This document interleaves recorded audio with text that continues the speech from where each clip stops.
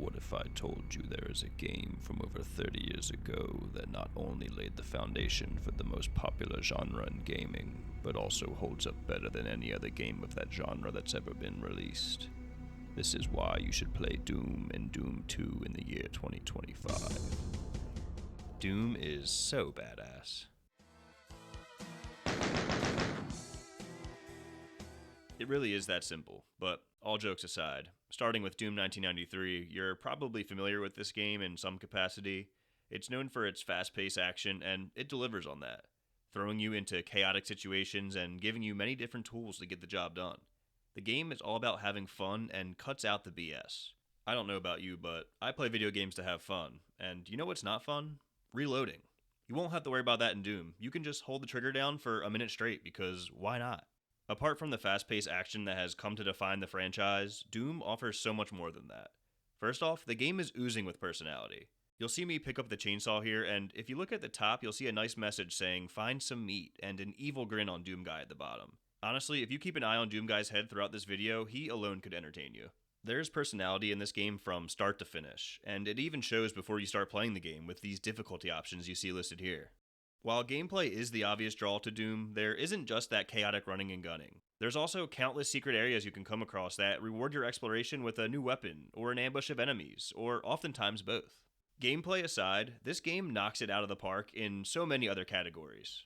On the visual front, they're always bringing you into different environments to keep it fresh. Like this area that looks like the warehouse at Dunder Mifflin to this area that looks like a server room inside of a computer, I think. And of course you also get some more hellish visuals in this game with these red ominous mountains in the background while you're fighting on what looks like intestines, and then kill one of these Caco demons and you get some nice blue guts and a green eyeball to pop out. Something that really just shows the attention to detail. Something I love about this game is when you open a door, you truly have no idea what's going to be on the other side. And you're really just left to imagine what demonic stuff was going on in this room. And of course the same goes for portals. We go through a portal and we get treated to these ridiculous looking faces moving on the wall.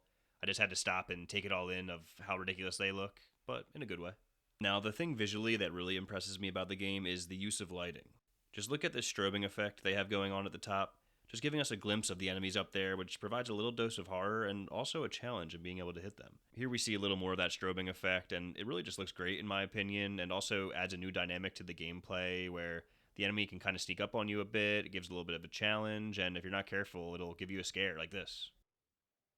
Another visual you get is this sweet and simple map. It shows you the areas you've explored and haven't explored. It shows you the color-coded doors you need to find keys for. It moves with you in real time. Honestly, video game maps may have peaked here in 1993. Another sort of map you get in the game is when you finish a level, you get the zoomed out view showing the areas you're progressing through, which I love, and you also get to see your stats of the level that you just completed, so you'll see I'm not much of a completionist or speedrunner with these numbers, but it's something fun that adds replayability if you are someone who wants to go for 100% or beat your best time. And here's another one of those maps with the arrow pointing saying you are here to show how far we've progressed through this chapter, and then we drop right into this level with an enemy right in our crosshairs, and that's something that I think is so important to the identity of this game. It's that they don't waste your time at all. Funny story, one time me and my wife sat down to eat lunch and I just put on a movie real quick without much thought, and it was this Doom movie here that I had heard nothing about. After about 15 minutes, I turned the movie off, and my wife asked why did I turn the movie off, and apart from it not being very good quality, I told her that 15 minutes had gone by and no one has shot a gun, and that's just not acceptable for an adaptation of Doom. Back to the game, not only do the levels start out hot, but they can end hot too, with the possibility of an ambush behind any exit door.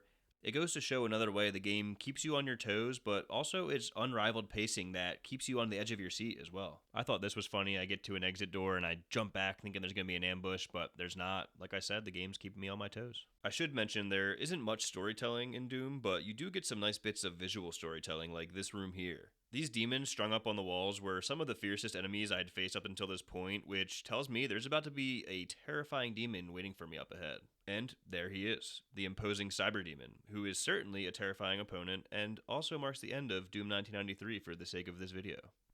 But we're not finished here.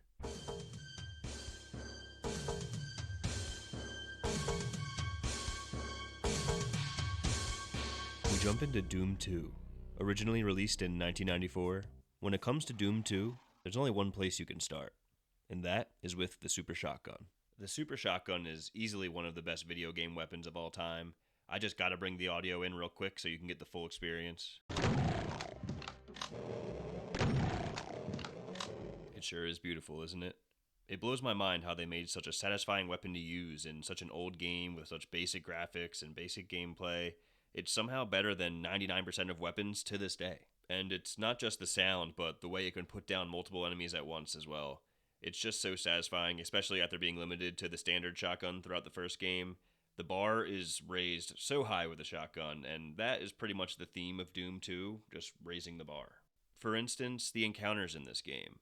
I showed a glimpse of the ambushes they throw at you in the first game, but nothing in the first game compares to the ambushes in this game.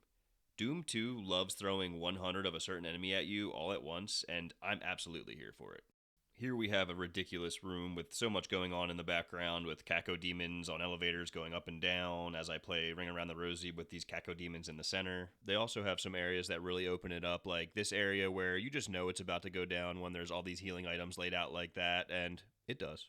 Here's another look at that beautiful city skyline now that we're back on planet Earth in this game, but there's plenty of non-Earth looking areas as well, as there should be in a Doom game. I had to stop and appreciate this room. I have no idea what I'm looking at, but it looks sweet. There's this throne room that looks insane with all these colors and those faces spinning around on those columns. We leave this room and then head out into this hallway where there's walls that look like vertebra and flesh, and it seems like no one's there. Next thing you know, I'm getting hit in the back and I turn around and enemies are popping out of these flesh walls. It's just absolutely insane.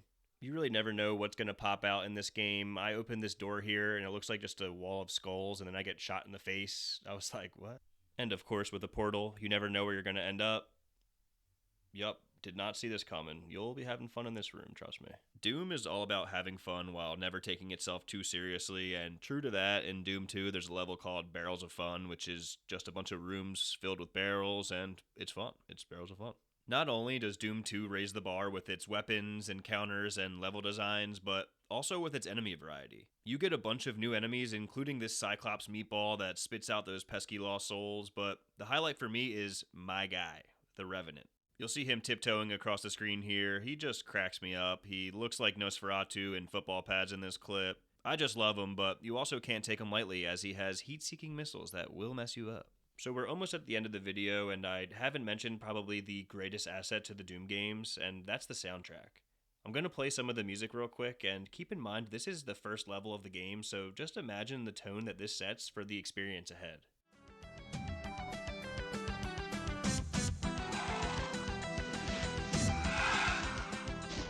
The music is insane. It puts me so into the zone, I'll be bobbing my head while I'm playing and not even realizing it. Since there's no dialogue in Doom, it is a game that you can play without sound on if you'd like, but the experience is taken to another level when you have the music matching the pace of you flying around the screen, blasting demons. There's really nothing like it other than the new Doom games that came out in 2016 and then Doom Eternal. This blew my mind on the Barrels of Fun level I was playing, and all of a sudden I realized that it's Them Bones by Alice in Chains playing.